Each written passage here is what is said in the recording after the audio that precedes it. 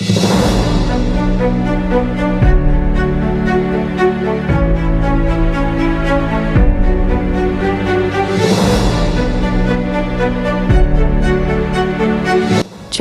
ಚಲಪತಿಗೌಡರ ಸಾರಥ್ಯದ ಕರ್ನಾಟಕ ರಕ್ಷಣಾ ವೇದಿಕೆ ಮುಳಬಾಗಿಲು ತಾಲೂಕು ಅಧ್ಯಕ್ಷ ಶಾಹಿದ್ ನೇತೃತ್ವದಲ್ಲಿ ತಾಲೂಕಿನಾದ್ಯಂತ ಹಲವಾರು ಸೇವಾ ಕಾರ್ಯಕ್ರಮಗಳನ್ನು ಮಾಡಿಕೊಂಡು ಬರುತ್ತಿದ್ದಾರೆ.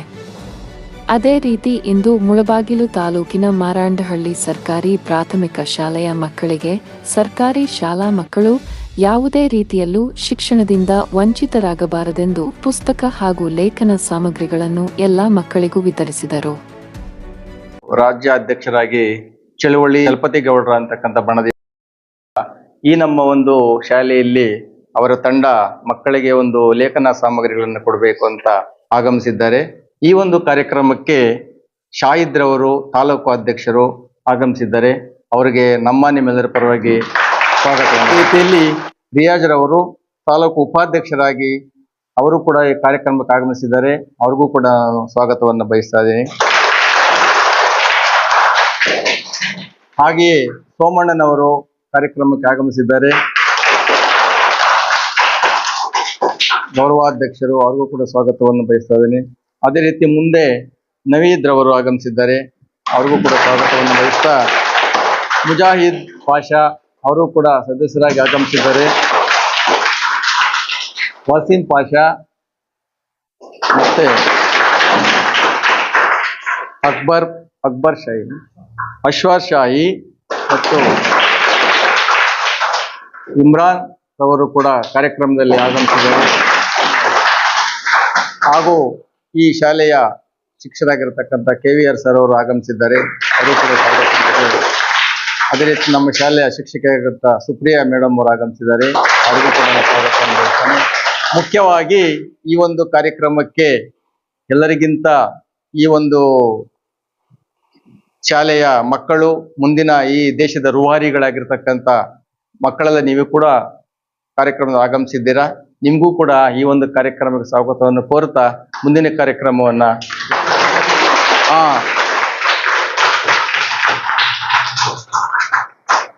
ಈಗಿನ ಒಂದು ಇದರಲ್ಲಿ ಯಾವುದೇ ಒಂದು ಸಮೂಹ ಮಾಧ್ಯಮ ಆಗಿರ್ಬೋದು, ಸೋಷಿಯಲ್ ಮೀಡಿಯಾ ಆಗಿರ್ಬೋದು, ಅದರಿಂದ ಮುಖ್ಯವಾಗಿ ಅತ್ಯಂತ ಬೇಗನೆ ಪ್ರಸಾರವಾಗತಕ್ಕಂತ ಅವರು ವರದಿ ಮತ್ತೆ ಮೀಡಿಯಾ ಅವರು ಸೋಮೇಶ್ ಅವರು, ಅವ್ರಿಗೂ ಕೂಡ ನಮ್ಮ ನಿಮ್ಮೆಲ್ಲರ ಪರವಾಗಿ ಸ್ವಾಗತವನ್ನು ಬಯಸ್ತಾ ಈ ಒಂದು ಕಾರ್ಯಕ್ರಮಕ್ಕೆ ಸ್ವಾಗತ ಭಾಷಣವನ್ನು ಕೋರಿದಂತ ನಮ್ಮ ಶಾಲೆಯ ಅವರಿಗೆ ಈ ಒಂದು ಕಾರ್ಯಕ್ರಮದ ಪರವಾಗಿ ಮಹಿಳಾ ಘಟಕದ ಅಧ್ಯಕ್ಷರು ವಿಜಯಶಾಂತಿ ಮೇಡಮ್ ಅವರು ಆಗಮಿಸಿದ್ದಾರೆ. ಅವ್ರಿಗೂ ಕೂಡ ಸ್ವಾಗತವನ್ನು ಬಯಸ್ತಾ ಇದೆ. ಅದೇ ರೀತಿಯಲ್ಲಿ ಉಪಾಧ್ಯಕ್ಷರಾಗಿರತಕ್ಕಂಥ ಮಂಜುಳಾ ಮೇಡಮ್ ಅವರು ಆಗಮಿಸಿದ್ದಾರೆ. ಅವ್ರಿಗೂ ಕೂಡ ಎಲ್ಲ ಮಕ್ಕಳಿಗೂ ನಮಸ್ಕರಿಸುತ್ತಾ ಈ ಶಾಲೆಯ ಮುಖ್ಯೋಪಾಧ್ಯಾಯರು ಹಾಗೂ ಉಪಾಧ್ಯಾಯನಿ ಎಲ್ಲರಿಗೂ ನಮಸ್ಕರಿಸುತ್ತಾ ಇವತ್ತೊಂದು ದಿವಸ ಕರ್ನಾಟಕ ರಕ್ಷಣಾ ವೇದಿಕೆಯ ಡಾಕ್ಟರ್ ಚಳವಳ್ಳಿ ಚಲಪತಿ ಬಣದ ವತಿಯಿಂದ ಏನು ಈ ಲೇಖನ ಸಾಮಗ್ರಿಗಳನ್ನು ಈ ಮಕ್ಕಳಿಗೆ ಕೊಡುವ ಸಲುವಾಗಿ ಇವತ್ತು ನಾವು ಈ ಶಾಲೆಗೆ ಆಗಮಿಸಿದ್ದೀವಿ. ನಮ್ಮ ಮುಖ್ಯ ಉದ್ದೇಶ ಏನೆಂದರೆ ಮಕ್ಕಳಲ್ಲಿ ಒಂದು ಪ್ರೋತ್ಸಾಹವನ್ನು ನೀಡುವ ಒಂದು ಉದ್ದೇಶದಿಂದ ಈ ಸಾಮಗ್ರಿಗಳನ್ನು ನಾವು ಕೊಡುವುದಕ್ಕಾಗಿ ಇವತ್ತು ಬಂದಿದ್ದೀವಿ.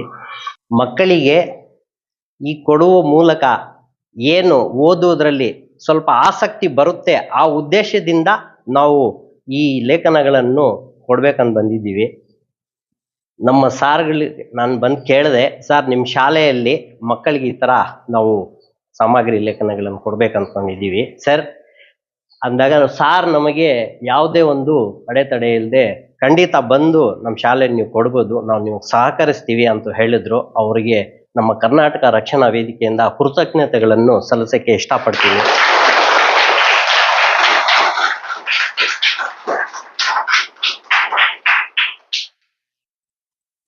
ಹಾಗೆಯೇ ನಮ್ಮ ರಕ್ಷಣಾ ವೇದಿಕೆಯ ತಂಡ ಎಲ್ಲದರಲ್ಲೂ ಸಹಕರಿಸ್ತಾರೆ. ಇವರು ಎಲ್ಲರಿಗೂ ನನ್ನ ಪರವಾಗಿ ಕೃತಜ್ಞತೆಗಳನ್ನು ಸಲ್ಲಿಸ್ತಾ ಇದ್ದೀನಿ. ಜೈ ಹಿಂದ್, ಜೈ ಕರ್ನಾಟಕ. ನಮ್ಮ ಮೂಲ ಉದ್ದೇಶ ಏನು ಅಂತಂದ್ರೆ, ಯಾವುದೇ ಮಗು ಶಿಕ್ಷಣದಿಂದ ವಂಚಿತವಾಗಬಾರ್ದು. ಕಾನೂನು ಒಂದಿದೆ, ಏನು ಅಂತಂದ್ರೆ 14 ವರ್ಷದ ಒಳಗಿನ ಮಕ್ಕಳನ್ನ ಯಾವುದೇ ಕಾರಣಕ್ಕೆ ಶಾಲೆಯಿಂದ ಹೊರಗೆ ಉಳಿಯದಿರ ನೋಡ್ಕೋಬೇಕು. ಅದು ಶಿಕ್ಷಕರ ಮತ್ತು ಆ ಒಂದು ಗ್ರಾಮ ಪಂಚಾಯಿತಿ ಮತ್ತೆ ಅಂಗನವಾಡಿ ಕಾರ್ಯಕರ್ತರ ಹಾಗೂ ಈ ಆಶಾ ಕಾರ್ಯಕರ್ತರ ಒಂದು ಮುಖ್ಯವಾದಂತಹ ಜವಾಬ್ದಾರಿ. ಉಚಿತ ಹಾಗೂ ಕಡ್ಡಾಯ ಶಿಕ್ಷಣ ಕಾಯ್ದೆ ಅಡಿಯಲ್ಲೇ ಯಾವುದೇ ಮಗು ಶಿಕ್ಷಣದಿಂದ ವಂಚಿತ ಆಗಬಾರ್ದು ಅಂತ ಹೇಳ್ಬಿಟ್ಟು ಸರ್ಕಾರ ಬಹಳಷ್ಟು ಯೋಜನೆಗಳು ತಂದು ನಿಮಗೆ ಒಳ್ಳೆಯ ಒಂದು ವಿದ್ಯಾಭ್ಯಾಸ ನೀಡುವ ಒಂದು ಮಟ್ಟದಲ್ಲಿ ಕೆಲಸ ನಿರ್ವಹಿಸ್ತಾ ಇದೆ. ಅದನ್ನು ನಮ್ಮ ಶಾಲೆಗಳಲ್ಲಿ ಕನ್ನಡ ಶಾಲೆಗಳು ಅಲ್ಲಲ್ಲಿ ಮುಚ್ಕೊಂಡು ಬರ್ತಾ ಇದ್ದಾರೆ. ಕಾರಣ ಏನು ಅಂತಂದ್ರೆ ಆಂಗ್ಲ ಭಾಷೆಯ ವ್ಯಾಮೋಹ. ಈಗ ಮೊದಲು ಆಂಗ್ಲ ಭಾಷೆ ಬಗ್ಗೆ ವ್ಯಾಮೋಹ ಕಡಿಮೆ ಇತ್ತು, ಕನ್ನಡ ಭಾಷೆ ಬಗ್ಗೆ ಬಹಳಷ್ಟು ವ್ಯಾಮೋಹ ಇತ್ತು. ಈಗ ಪ್ರತಿಯೊಬ್ಬರು ಆಂಗ್ಲ ಭಾಷೆ ಅಂತ ಹೇಳ್ಬೋದು, ಆಂಗ್ಲ ಭಾಷೆಯಲ್ಲೇ ವಿದ್ಯಾಭ್ಯಾಸ ಮಾಡಿದ್ರೆ ಏನೋ ದೊಡ್ಡ ಒಂದು ಉನ್ನತವಾದಂತಹ ಒಂದು ಹುದ್ದೆ ಸಿಗುತ್ತೆ ಅನ್ನೋ ಒಂದು ಆಸೆ ಆಕಾಂಕ್ಷೆ ಇದ್ವಿ. ಆದ್ರೆ ಈವಾಗ ನಮ್ಮ ಘನ ಸರ್ಕಾರ ಕೆಲವೊಂದು ಮುಖ್ಯ ಪರೀಕ್ಷೆಗಳನ್ನ ಕನ್ನಡ ಭಾಷೆಯಲ್ಲೇ ನಡೆಸ್ತಾ ಇದೆ. ಎಕ್ಸಾಂಪಲ್, ಮೊದಲು ರೈಲ್ವೆ ಎಕ್ಸಾಮ್ ಏನಿತ್ತು ಅದು ಹಿಂದಿ ಮತ್ತು ಆಂಗ್ಲ ಭಾಷೆಯಲ್ಲಿ ಮಾತ್ರ ಇತ್ತು. ಈಗ ನೀವು ಕನ್ನಡ ಭಾಷೆಯಲ್ಲೂ ರೈಲ್ವೆ ಎಕ್ಸಾಮ್ ಬರೀಬಹುದು. ಅರ್ಥ ಆಗ್ತಿದ್ಯಾ? ಕನ್ನಡ ಓದ್ಕೊಂಡ್ರೆ ನಾವು ನಮ್ಮ ರಾಜ್ಯದಲ್ಲಿ ಮಾತ್ರನೇ ನಾವು ಉದ್ಯೋಗ ಸಂಪಾದನೆ ಮಾಡ್ಬೋದು. ನಮ್ಮ ಕೇಂದ್ರದಲ್ಲಾಗ್ಲಿ ಅಥವಾ ಬೇರೆ ಕಡೆ ಆಗ್ಲಿ ನಾವು ಉದ್ಯೋಗ, ಬೇರೆ ರಾಜ್ಯಗಳಲ್ಲಾಗ್ಲಿ ನಾವು ಉದ್ಯೋಗ ಸಂಪಾದನೆ ಮಾಡಕ್ಕಾಗಲ್ಲ ಅನ್ನೋ ಒಂದು ಮನೋಭಾವ ಇತ್ತು. ಆದ್ರೆ ಈಗ ನಮ್ಮ ಕನ್ನಡ ಭಾಷೆಯಲ್ಲೂ ವಿವಿಧ ಪರೀಕ್ಷೆಗಳನ್ನು ನಡೆಸಿ ಒಂದು ರಾಜ್ಯ ಮತ್ತು ರಾಷ್ಟ್ರ ಮಟ್ಟದಲ್ಲಿ ಉದ್ಯೋಗ ಸಂಪಾದನೆ ಮಾಡುವ ಒಂದು ಅವಕಾಶನ ನಮ್ಮ ಸರ್ಕಾರಗಳು ಕಲ್ಪಿಸಿವೆ. ಸೊ ಆ ನಿಟ್ಟಿನಲ್ಲಿ ನಾನು ನಿಮ್ಗೊಂದು ಕಿವಿ ಮಾತು ಹೇಳ್ತೀನಿ. ಆಂಗ್ಲ ಭಾಷೆ ಜೊತೆಗೆ ನಮ್ಗೆ ಆಂಗ್ಲ ಭಾಷೆ ನಾವು ವಿರೋಧಿಗಳಲ್ಲ, ಆದ್ರೆ ಆಂಗ್ಲ ಭಾಷೆ ಜೊತೆಗೆ ನಾವು ಮೊದಲು ಪ್ರಾಮುಖ್ಯತೆ ಕನ್ನಡ ಭಾಷೆಗೆ ಕೊಡಬೇಕು. ಆದ್ರಿಂದ ತಾವೆಲ್ಲರೂ ಈ ಶಾಲೆ ನೋಡ್ತಾ ಇದ್ರೆ ಬಹಳಷ್ಟು ಚೆನ್ನಾಗಿದೆ. ಶಿಕ್ಷಕರನ್ನ, ಶಾಲೆನ, ಈ ಒಂದು ವಾತಾವರಣ, ಈ ಒಂದು ಕಟ್ಟಡಗಳು ನೋಡಿದ್ರೆ ಬಹಳ ಸಂತೋಷ ಆಗ್ತಾ ಇದೆ. ಆದ್ರೆ ನಮಗೆ ಒಂದು ನೋವು ಇಲ್ಲಿ ಇದೆ. ಏನು ಅಂತಂದ್ರೆ ಮಕ್ಕಳ ಹಾಜರಾತಿ ಬಹಳ ಕಮ್ಮಿ ಇದೆ. ಯಾಕಂದ್ರೆ ಸೊ ಈ ಒಂದು ಶಾಲೆಯಲ್ಲಿ, ಈ ಒಂದು ಕಟ್ಟಡಕ್ಕೆ, ಇಲ್ಲಿರೋ ಒಂದು ಪರಿಸ್ಥಿತಿಗೆ ಸುಮಾರು ಅಂತಂದ್ರೂ ಒಂದು 150ರಿಂದ 200 ಮಕ್ಕಳು ಇಲ್ಲಿ ಇರಬೇಕು. ಆದ್ರೆ ಮಕ್ಕಳು ಕಡಿಮೆ ಆಗಿದ್ದಾರೆ. ನೋಡಿ, ತಂದೆ ತಾಯಿಯ ನಂತರ ಸ್ಥಾನದಲ್ಲಿ ಗುರುಗಳು ಬರ್ತಾರೆ. ಯಾರು ಬರ್ತಾರೆ? ಗುರುಗಳು ಬರ್ತಾರೆ. ನಾವು ತಂದೆ ತಾಯಿಗೆ ಎಷ್ಟು ಒಂದು ವಿನಯ, ವಿಧೇಯತೆ, ಗೌರವ ಕೊಡ್ತೀವೋ ಅಷ್ಟೇ ಒಂದು ವಿನಯ, ವಿಧೇಯತೆ, ಗೌರವವನ್ನ ನಾವು ನಮ್ಮ ಗುರುಗಳಿಗೆ ಕೊಡಬೇಕು. ಆವತ್ತು ಹೇಳಿದಂತಹ ಪಾಠನ ಆವತ್ತೇ ಮನೆಯಲ್ಲಿ ಹೋಗಿ ಅದನ್ನ ನಾವು ಆವತ್ತೇ ಬರೀಬೇಕು, ಓದಬೇಕು. ಆವತ್ತಿನ ಕೆಲಸ ಆವತ್ತೇ ಮಾಡಬೇಕು. ನೋಡಿ, ಪ್ರತಿಯೊಬ್ಬರಲ್ಲೂ ಒಂದೊಂದು ಪ್ರತಿಭೆ ಅನ್ನೋದು ದೇವರು ಇಟ್ಟಿರ್ತಾನೆ. ಆ ಪ್ರತಿಭೆಯಲ್ಲೇ ನೀವು ನಾನು ಇಂತಹ ಮನಸ್ಸಿನಲ್ಲಿ ಅಂದ್ಕೋಬೇಕು, ನಾನು ಇಂತಹ ಒಂದು ಹುದ್ದೆಗೆ ಹೋಗ್ಬೇಕು, ನಾನು ಸಮಾಜದಲ್ಲಿ ಇಂತಹ ಒಂದು ಸ್ಥಾನ ಪಡಿಬೇಕು, ಸಮಾಜದಲ್ಲಿ ನಾನು ಈ ಮಟ್ಟಕ್ಕೆ ಹೋಗ್ಬೇಕು ಅಂತ ನೀವು ಯಾವಾಗ ನೀವು ಒಂದು ದೃಢವಾದಂತಹ ನಿಶ್ಚಯ ಮಾಡ್ತೀರೋ, ಒಂದು ದೃಢವಾದಂತಹ ಸಂಕಲ್ಪ ಮಾಡ್ತೀರೋ, ನಿಜವಾಗ್ಲೂ ಅದು 100ಕ್ಕೆ 100 ಅದು ಯಶಸ್ಸಾಗ್ತದೆ. ನೋಡಿ, ಒಳ್ಳೆ ಮನಸ್ಸಿನಿಂದ, ಶುದ್ಧವಾದಂತಹ ಆತ್ಮದಿಂದ ಒಳ್ಳೆಯ ಆಲೋಚನೆಗಳು ನಾವು ಮಾಡಿದಾಗ ಆ ದೇವರು ನಮಗೆ ಸಹಕರಿಸ್ತಾನೆ. ನಮ್ಮ ದೇಹ, ಮನಸ್ಸು, ನಮ್ಮ ಒಂದು ಮೆದುಳು ಸಕಾರಾತ್ಮಕವಾಗಿ ಆ ಒಂದು ನಮ್ಮ ಏನ್ ನಾವು ಕನಸು ಕಂಡಿರ್ತೀವೋ ಆ ಕನಸು ನೆನಸು ಮಾಡಕ್ಕೆ ನಮ್ಮ ದೇಹ ನಮ್ಮ ಜೊತೆ ಸಹಕಾರ ಮಾಡುತ್ತೆ. ಮತ್ತೆ ನನ್ನ ಗುರುಗಳ ಬಗ್ಗೆ ಒಂದು ಸಣ್ಣ ಒಂದು ವಿಷಯ ಹೇಳ್ಬಿಟ್ಟು ನಾನು ಮಾತು ಮುಗಿಸ್ತೀನಿ. ನೋಡಿ, ಶಿಕ್ಷಕರು ನಿವೃತ್ತಿಯಾಗಿ ಯಾವುದೋ ಒಂದು ಮಾರ್ಕೆಟಲ್ಲೋ ಒಂದು ಮಾತ್ರೆ ತರಕ್ಕೋ, ಒಂದು ತರಕಾರಿ ತರಕ್ಕೋ, ಇಲ್ಲ ಮನೆಗೆ ಏನಾದರೂ ಸಾಮಗ್ರಿಗಳು ತರಕ್ಕೋ ಹೋಗ್ತಾ ಇರ್ಬೇಕಾದ್ರೆ ಒಂದು ದೊಡ್ಡ ಕಾರು ಗುರುಗಳ ಮುಂದೆನೋ, ಗುರುಗಳ ಹಿಂದೆನೋ, ಗುರುಗಳ ಹತ್ರನೋ ಬಂದು ನಿಲ್ಲುತ್ತೆ. ನಿಂತು ಅದರಿಂದ ಒಳ್ಳೆ ಸೂಟು ಬುಟ್ಟು ಹಾಕೊಂಡು ಒಳ್ಳೆ ಹ್ಯಾಂಡ್ಸಮ್ ಆಗಿರೋನು ಇಳಿತಾನೆ. ಇಳಿದಿದೆ ಕಾಲಕ್ಕೆ ನಮಸ್ಕಾರ ಮಾಡ್ತಾನೆ. ಗುರುಗಳ ಆಶ್ಚರ್ಯ, ಯಾರಪ್ಪ ಇವನು, ಏನಪ್ಪ ಇದು ಅಂತ. ಅವನು ಹೇಳ್ತಾನೆ, ಸಾರ್, ಇಂತಹ ಶಾಲೆಯಲ್ಲಿ, ಇಂತಹ ವರ್ಷದಲ್ಲಿ ಇಂತಹ ವಿದ್ಯಾರ್ಥಿ ನಾನಾಗಿದ್ದೆ, ನಾನು ಇಂತಹ ಬ್ಯಾಚ್ ವಿದ್ಯಾರ್ಥಿ ನಾನಾಗಿದ್ದೆ. ನಿಮ್ ಶಿಷ್ಯ ಸರ್ ನಾನು, ನಿಮ್ಮ ಹತ್ರ ಪಾಠ ಕಲ್ತಿರೋ, ನಿಮ್ಮ ಹತ್ರ ಬುದ್ಧಿ ಕಲ್ತಿರೋ ನಾನು. ಅವಾಗ ಗುರುಗಳಿಗೆ ಆಶ್ಚರ್ಯ. ಯಾಕಂದ್ರೆ ಇವರು ಈಗ ಯಾವುದೋ ಒಂದು ಇಲಾಖೆ ತಗೊಳ್ಳಿ, ನಿವೃತ್ತಿ ಆದ್ಮೇಲೆ ಅವ್ರನ್ನ ಯಾರು ಗೌರವಿಸಲ್ಲ. ನೀವು ಯಾವುದೇ ಇಲಾಖೆ ತಗೊಳ್ಳಿ, IAS ಆಗ್ಲಿ, IPS ಆಗ್ಲಿ, KS ಆಗ್ಲಿ, ಯಾವುದೇ ಒಂದು ಇದು ತಗೊಳ್ಳಿ, ವಿತ್ ಇನ್ ಗವರ್ನರ್ ಆದ್ರೂ ಸಹ ಅವರ ಒಂದು ಅಧಿಕಾರಾವಧಿ ಮುಗಿದ ಮೇಲೆ ಅವ್ರನ್ನ ಯಾರು ಅನ್ನಲ್ಲ. ಈಗ ಅಷ್ಟೇ ಯಾಕೆ ಮುಖ್ಯಮಂತ್ರಿಗಳು ತಗೊಳ್ಳಿ, ಮಾಜಿಗಳಾಗ್ಬಿಟ್ರೆ ಹೋಯ್ತು. ಆದ್ರೆ ಸಾಯೋ ತನಕ ಗೌರವವಾದಂತಹ ಬದುಕೋದು ಯಾರು ಅಂತಂದ್ರೆ ಕೇವಲ ಶಿಕ್ಷಕರು ಮಾತ್ರ ಅಂತ ಹೇಳಕ್ ನಾನು ಈ ಸಂದರ್ಭದಲ್ಲಿ ಇಷ್ಟಪಡ್ತೀನಿ. ಯಾಕಪ್ಪ ಅಂದ್ರೆ ಆ ಒಂದು ಮರ್ಯಾದೆ ಅವರು ನಿವೃತ್ತಿ ಆದ್ರು ನೋಡಿ, ಶಿಕ್ಷಕನ್ ಕೇವಲ ಶಿಕ್ಷಕನಾಗೆ ಉಳಿತಾನೆ.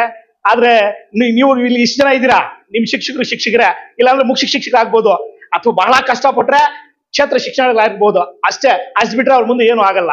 ನೀವು ನಾಳೆ ಒಬ್ಬ IAS ಆಫೀಸರ್ ಆಗ್ಬೋದು, IPS ಆಫೀಸರ್ ಆಗ್ಬೋದು, ಒಬ್ಬ ಪೈಲಟ್ ಆಗ್ಬೋದು, ಅರ್ಥ ಆಗ್ತಿದ್ಯಾ, ಒಬ್ಬ ಡಾಕ್ಟರ್ ಆಗ್ಬೋದು, ಒಬ್ಬ ಲಾಯರ್ ಆಗ್ಬೋದು, ಒಬ್ಬ ಇಂಜಿನಿಯರ್ ಆಗ್ಬೋದು. ಆದ್ರೆ ಇವ್ರು ಆಗಕ್ಕಾಗತ್ತಾ? ಆಗಲ್ಲ. ನೋಡಿ, ಆ ಒಂದು ಸ್ಥಾನನ ಅಲ್ಲೇ ಅವ್ರು ಇದ್ದು, ಎಲ್ಲಾ ಸ್ಥಾನಗಳಿಗೂ ಬಡ್ತಿಗಳಿದಾವೆ, ಎಲ್ಲಾ ಸ್ಥಾನಗಳಿಗೂ ಒಂದು ಮುಂದಕ್ಕೆ ಹೋಗುವಂತ ಇದಿದೆ. ಆದ್ರೆ ಶಿಕ್ಷಕರು ಮಾತ್ರ ಶಿಕ್ಷಕರಾಗಿ ಉಳಿತಾರೆ. ತನ್ನ ಹತ್ರ ವಿದ್ಯಾಭ್ಯಾಸ ಕಲ್ತಂತಹ ಮಕ್ಕಳು ಎಲ್ಲೋ ಒಳ್ಳೆಯ ಹುದ್ದೆಗಳಲ್ಲಿ ದೊಡ್ಡ ದೊಡ್ಡ ಆಫೀಸರ್ಗಳಾಗಿ class 1, class A, class B ಇಂಥ ಆಫೀಸರ್ಗಳಾಗಿ ಮುಂದುವರಿತಾರೆ. ಸೊ ಅದಕ್ಕೆ ನಾನು ಶಿಕ್ಷಕರ ಒಂದು ಮನವಿ ಏನು ಅಂತಂದ್ರೆ, ಆ ಕಾರ್ ನಮ್ಮ ಹತ್ರ ಬಂದು ನಿಲ್ಲುವಂಗೆ ನೀವು ನಡ್ಕೊಂಡ್ರೆ ನಿಜವಾಗ್ಲೂ ಇದಕ್ಕಿಂತ ಒಳ್ಳೆಯ ಒಂದು ಸಾರ್ಥಕತೆ ಬೇರೆ ಇಲ್ಲ ಅಂತ ನಾನು ಈ ಸಂದರ್ಭದಲ್ಲಿ ಹೇಳ್ತಾ ನಾನು ಮಾತು ಮುಗಿಸ್ತೀನಿ. ಜೈ ಹಿಂದ್, ಜೈ ಕರ್ನಾಟಕ. ಶಿಕ್ಷಣ ಮತ್ತು ಶಿಕ್ಷಕರ ಒಂದು ಮೌಲ್ಯಗಳು ಮತ್ತೆ ಶಿಕ್ಷಕರ ಕರ್ತವ್ಯಗಳು ಏನು ಅಂತ ಇಷ್ಟೇ ನಾವು ಕೇಳ್ಕೊಳ್ಳೋದು. ನಾವು ಹೇಳೋದಿಷ್ಟೇ, ನಾವು ಹೇಳಿದಂಥ ಪಾಠವನ್ನ ಅಂದಿನ ದಿವಸ ಅಂದೇ ಓದ್ಕೊಂಡು ನಾಳೆ ದಿವಸಕ್ಕೆ ಪ್ರಿಪೇರ್ ಆಗಿ ನೀವು ಬರಬೇಕು. ಶಿಕ್ಷಕರು ಮತ್ತು ಮಕ್ಕಳ ಸಂಬಂಧ ಯಾವ ರೀತಿ ಇರ್ಬೇಕಂತ ನಾನು ಅನೇಕ ತರಗತಿಗಳಲ್ಲಿ ಹೇಳ್ತಾ ಇರ್ತೀನಿ. ಆ ರಿಯಾಕ್ಷನ್ ಇರ್ಬೇಕು, ನಾವು ಹೇಳೋದಕ್ಕೆ ನೀವು ಒಂದು ರಿಯಾಕ್ಷನ್ ಆಗ್ತಾ ಇರಬೇಕು. ಆ ರೀತಿ ಪಾಠ ಕಲಿಕೆ ಅಲ್ಲೇ ಪ್ರಾರಂಭ ಆಗೋದು. ಹೇಳಿದ್ದನ್ನು ಕೇಳ್ಕೊಂಡು ಹೋಗ್ತಾ ಇರತಕ್ಕಂಥದ್ದು ಅದು ಶಿಕ್ಷಣ ಆಗೋದಿಲ್ಲ, ಅದು ಒಂದು ಕಥೆ ಆಗ್ಬಿಡುತ್ತೆ. ಅದರಿಂದ ಶಿಕ್ಷಕರು ಹೇಳಿದ್ದನ್ನ ಮಕ್ಕಳಿಂದ ಪ್ರಶ್ನೆಗಳು ಬರಬೇಕು, ಮತ್ತೆ ಶಿಕ್ಷಕರು ಅದಕ್ಕೆ ಪರಿಹಾರ ಮಾಡಬೇಕು. ಮತ್ತೊಮ್ಮೆ ಪ್ರಶ್ನೆ ಉದ್ಭವ ಆಗೋ ರೀತಿಯಲ್ಲಿ ನಿಮ್ಮಲ್ಲೇ ಕ್ರಿಯೇಟಿವಿಟಿ ಆಗ್ತಕ್ಕಂಥ ಒಂದು ಪ್ರಶ್ನಾರ್ಥಕ ಇದನ್ನು ರೂಢಿಸ್ಕೊಳ್ಬೇಕು. ಆ ರೀತಿ ಅವರು ಕೂಡ ಶಿಕ್ಷಕರ ಸ್ಥಾನಮಾನ, ಶಿಕ್ಷಕರು ಯಾವ ರೀತಿ ಇರ್ಬೇಕಂತ, ಮತ್ತೆ ಮಕ್ಕಳು ನೀವು ಕೂಡ ಮುಂದೆ ಏನೇನೋ ಆಗ್ಬೋದು. ಅವ್ರು ಹೇಳ್ದಂಗೆ ನಾವು ಶಿಕ್ಷಕರ ಮುಂದೆ ಏನೂ ಆಗಕ್ ಹೋಗೋದಿಲ್ಲ, ಶಿಕ್ಷಕರಾಗಿರ್ತೀವಿ. ಆದ್ರೆ ನೀವು ನಮ್ಮ ವಿದ್ಯಾರ್ಥಿಗಳಾಗಿ ನೀವು ಅನೇಕ ಕೆಲಸ ಕಾರ್ಯಗಳಲ್ಲಿ ಅಥವಾ ಉನ್ನತ ಅಧಿಕಾರಿಗಳಾಗಿ ನೀವು ಕಾರ್ಯನಿರ್ವಹಿಸಬಹುದು.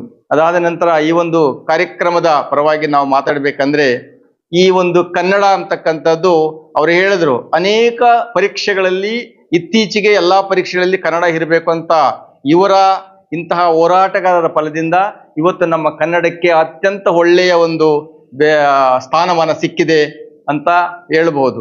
ಆದ್ರೆ ಎಲ್ಲರೂ ಸುಮ್ಗೆ ಎದ್ದು ಬಿಟ್ರೆ ಯಾವುದೇ ಒಂದು ಕಾರ್ಯಕ್ರಮ, ಯಾವುದೇ ಒಂದು ಸೀಮಿತ ಹೋರಾಟ ಮಾಡದೇ ಇದ್ದಾಗ ಅದು ರೂಪರೇಷೆಗೆ ಬರೋದಿಲ್ಲ. ಇಂತಹ ಹೋರಾಟಗಾರರಿಂದ ಇವತ್ತು ನಮ್ಮ ಕನ್ನಡ ಬೇರೆ ಬೇರೆ ದೇಶಗಳಲ್ಲೂ ಕೂಡ ಒಳ್ಳೆಯ ಸ್ಥಾನಮಾನವನ್ನ ಪಡ್ಕೊಳ್ತಾ ಇದೆ. ಬೇರೆ ಬೇರೆ ದೇಶಗಳಲ್ಲೂ ಕೂಡ ಕನ್ನಡ ಸಂಘಗಳು ಇದ್ದಾವೆ, ಕನ್ನಡಿಗರೆಲ್ಲ ಒಟ್ಟಾಗಿರ್ತಾರೆ. ಈ ಒಂದು ನಾಡಿನಲ್ಲಿ ಕೂಡ ಕರ್ನಾಟಕದಲ್ಲಿ ಒಂದು ಕನ್ನಡ ರಕ್ಷಣಾ ವೇದಿಕೆ ಕೆಲಸ ಕಾರ್ಯಗಳನ್ನು ನಾವು ಕೂಡ ಟಿವಿಗಳಲ್ಲಿ ಸಮೂಹ ಮಾಧ್ಯಮಗಳಲ್ಲಿ ನೋಡ್ತಾ ಇರ್ತೀವಿ, ಗಮನಿಸ್ತಾ ಇರ್ತೀವಿ. ಅವರ ಕಾರ್ಯವೈಖರಿಯನ್ನ ಬಹಳ ಅಚ್ಚುಕಟ್ಟಾಗಿ ಅವರು ಸಮಸ್ಯೆಗಳಾದಾಗ, ಕನ್ನಡ ಒಂದು ಭಾಷೆಗೆ ಎಲ್ಲ ತೊಂದರೆ ಆದಾಗ ಅವರಲ್ಲಿ ಹೋಗ್ತಾರೆ, ಪರಿಹಾರ ಮಾಡ್ತಾರೆ. ನಮ್ಮ ತಾಯಿ ಭಾಷೆ ಕನ್ನಡ ಅಂತಕ್ಕಂಥ ಒಂದು ಪ್ರೀತಿಯಿಂದ ಅವರು ಪರಿಹರಿಸ್ತಾರೆ. ಇದೆಲ್ಲವೂ ಕೂಡ ನಡೀತಾ ಇರಬೇಕು. ಇದು ಮನುಷ್ಯ ಸುಮ್ಗೆ ಇದ್ದಾಗ ಯಾವುದೇ ಕೆಲಸ ಕಾರ್ಯಗಳಾಗೋದಿಲ್ಲ, ಗಮನಿಸಬೇಕು.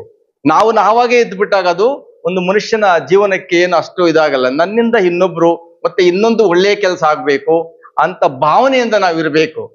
ನಮ್ಗೇನು ಕೆಲಸ ಸಿಕ್ಕಿದೆ, ನಾವು ಸಾಕು ಹೊಟ್ಟೆ ಅಂತಕ್ಕಂಥದ್ದು ಯಾರು ಇರಬಾರ್ದು. ಆ ರೀತಿ ಅವರು ಇದ್ಬಿಟ್ರೆ ಯಾವುದೇ ಕೆಲಸ ಕಾರ್ಯಗಳು ಮುಂದೆ ಯಾವುದು ಕೂಡ ಫಲಿತ ಸಿಗೋದಿಲ್ಲ. ಆ ರೀತಿ ಈ ಒಂದು ಕನ್ನಡ ನಾಡಿನಲ್ಲಿ ಅಥವಾ ನಮ್ಮ ಮುಳಬಾಗಿಲು ತಾಲೂಕಿನಲ್ಲಿ ಇರ್ತಕ್ಕಂಥ ಈ ಒಂದು ಹೋರಾಟಗಾರರು ಮತ್ತೆ ಇವರ ಒಂದು ಹೋರಾಟ ಒಳ್ಳೆಯ ಉತ್ತಮವಾಗಿ ನಡೆಯಲಿ. ಮತ್ತೆ ಇದೇ ರೀತಿಯಲ್ಲಿ ಎಲ್ಲಿ ಅವರವರು ಕನ್ನಡ ಭಾಷೆಗಾಗಿರ್ಬೋದು, ಶಾಲೆಗಾಗಿರ್ಬೋದು, ಆರೋಗ್ಯದ ವಿಷಯ ಆಗಿರ್ಬೋದು, ಯಾವುದೇ ಒಂದು ಸಮಸ್ಯೆ ಆದಾಗ ಇವರ ಒಂದು ಸಂಘ ಮತ್ತೊಮ್ಮೆ ಹೋಗಿ ಅಲ್ಲಿ ಸಮಸ್ಯೆಗಳನ್ನು ಪರಿಹರಿಸ್ತಾ ಕನ್ನಡ ಭಾಷೆಯನ್ನು ಅವರು ಎಲ್ಲಾ ಕಡೆ ಪಸರಿಸಲಿ, ಅವರ ಒಂದು ಸಂಘ ಉನ್ನತವಾಗಿ ಅಭಿವೃದ್ಧಿ ಆಗಿ ಬೆಳೆಯಲಿ ಅಂತ ಹೇಳ್ತಾ, ನಮ್ಮ ಒಂದು ಬೇಡಿಕೆ ಏನಂದ್ರೆ ನಮ್ಮ ಶಾಲೆಗೆ ಅಂತಿನಲ್ಲ, ಎಲ್ಲಾ ಶಾಲೆಗಳಿಗೂ ಎಲ್ಲಾ ಮಕ್ಕಳಿಗೂ ನಿಮ್ಮ ಕೈಲಾದ ಲೇಖನ ಸಾಮಗ್ರಿಗಳು ಅಷ್ಟನ್ನೇ ಸೀಮಿತವಾಗಿ ಕೊಡ್ತಾ ಇರಿ ಓದುವ ಮಕ್ಕಳಿಗೆ. ಮತ್ತೆ ಅದೇ ರೀತಿ ಸಣ್ಣ ಪುಟ್ಟ ಸಮಸ್ಯೆಗಳು ಪರಿಹಾರ ಮಾಡ್ಕೊಳ್ಳಕ್ ಶಕ್ತಿ ಇದೆ ಅಂದ್ರೆ ಎಲ್ಲಾ ಶಾಲೆಗಳನ್ನು ಕೂಡ ನಿರ್ವಹಿಸಿ ನಿಮ್ಮ ಕೈಲಾದ ಒಂದು ಹೋರಾಟಗಾರ ಇದನ್ನು ಮಾಡಿಕೊಂಡು ಹೋಗ್ಬೇಕು. ಮತ್ತೆ ನಿಮ್ಮ ಒಂದು ಸಂಘದಿಂದ ನಮ್ಮ ಮಕ್ಕಳಿಗೆ ಇವತ್ತು ಲೇಖನ ಸಾಮಗ್ರಿಗಳನ್ನ ಕೊಡ್ತಕ್ಕಂತ ಒಂದು ಕಾರ್ಯಕ್ರಮಕ್ಕೆ ಆಗಮಿಸಿದ್ದೀರಾ. ನಿಮಗೂ ಕೂಡ ನಾವು ಮತ್ತೊಮ್ಮೆ ನನ್ನ ಧನ್ಯವಾದಗಳನ್ನ ಹೇಳ್ತಾ ಈ ಒಂದು ಕಾರ್ಯಕ್ರಮದಲ್ಲಿ 4 ಮಾತಾಡುವ ಅವಕಾಶಕ್ಕೆ ಎಲ್ರಿಗೂ ವಂದಿಸುತ್ತಾ ಮಾತನ್ನು ಮುಗಿಸ್ತಾ ಇದ್ದೀನಿ.